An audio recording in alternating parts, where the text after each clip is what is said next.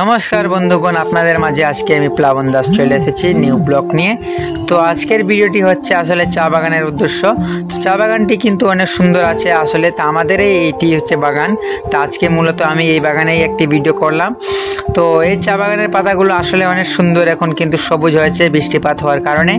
তো আসলে সেই রকম লাগছে দেখতে।